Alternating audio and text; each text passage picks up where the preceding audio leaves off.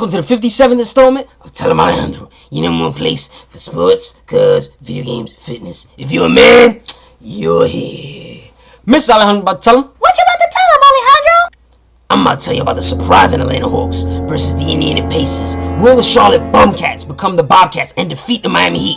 Will the Toronto Raptors general manager regret his words versus the Brooklyn Nets? And can the Chicago Bulls bang bang versus the Washington Wizards? All that plus more in my NBA Eastern Conference playoff predictions. Tell him, Alejandro!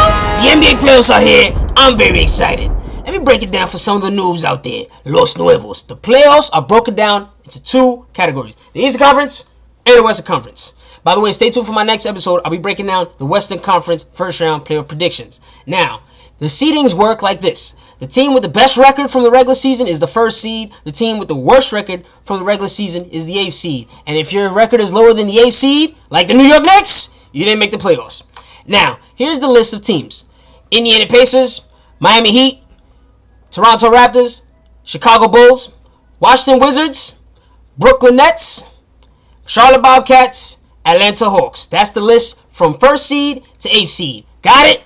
Good. Now, our first matchup, the first seed Indiana Pacers versus the 8th seed Atlanta Hawks. The Indiana Pacers finished the regular season with a record of 56 wins and 26 losses. They were the 22nd ranked team offensively and the first ranked team defensively, so they played a lot of goon defense. I like that. But unfortunately, they did not finish the regular season very good. In the month of March, out of 18 games, they finished with a record of 8-10. And toward down the stretch, late in the regular season, you could just tell this team is just splitting apart. There were some players that have contracts and they're playing lazy and sluggish. There were some players that are focused on women. There are some players that are focused on making money next season. This team is not showing experience. This team is just, something's wrong with them. And they're going into the playoffs with their egos and everything just bothering them. They're not focused on the court. And right now, you need to be focused on the court. The next team, the Atlanta Hawks, they finished the regular season with a record below 500. 38 wins, 44 losses. But you know what? In their last 10 games, they won 7 games and lost 3 of them. And they beat 2 good teams, the Miami Heat and the Indiana Pacers. So they're going into the regular season, the postseason, with a lot of momentum. I like that. They were ranked 15th, both offensively and defensively, during the regular season. And they played the Pacers twice. Both teams won 2 games. They split 2-2. And this is pretty impressive because at some point during the season, they lost their best player, in my opinion, Al Horford. And they still kept the group together and continued to play. Now they're in the postseason. Now, going into this series, I had the Indiana Pacers winning this series probably in 5 games at most, possibly even 6 games. But recently, they played game 1. The Atlanta Hawks won game 1. They're showing that, similar to the New York Giants way back in 2008 when they won the Super Bowl, when you go into the postseason with momentum and you carry that over, it matters. And they're going into the postseason with momentum. The Pacers are not. The Pacers are supposed to be the team that's supposed to win. The Hawks are showing them not. It's not going to go down like that. Jeff Teague, he put it on the Indiana Pacers. That pick and roll was monstrous. He had 28 points, and Paul Millsap also contributed off the pick and roll with 25 points.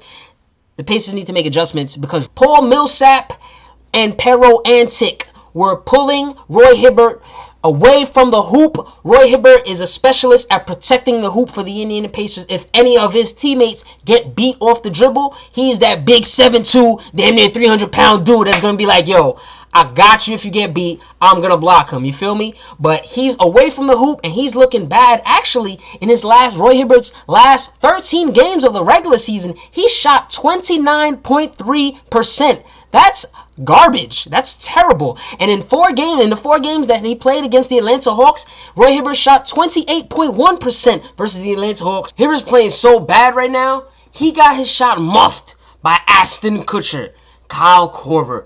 And the bad part about it, 1 time is bad enough. He got blocked 2 times by Kyle Korver. And when I say block, I don't mean just block. He got muffed. When I say muffed, like, he didn't just put his hand up and block him. No.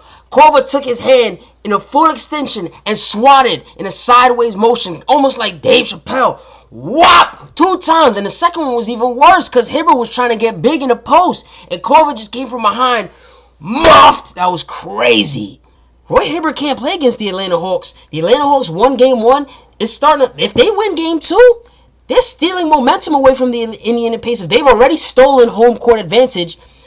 I still think the Pacers are going to win, maybe in 6 or 7 games. I'm not going to change my mind yet, but I need to see some changes from the Indiana Pacers.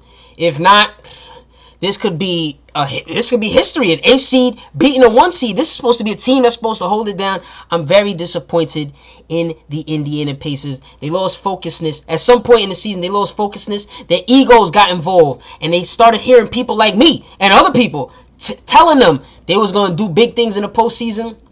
Not no more. Atlanta is taking it from them. But if the Pacers lose game 2, it's a wrap.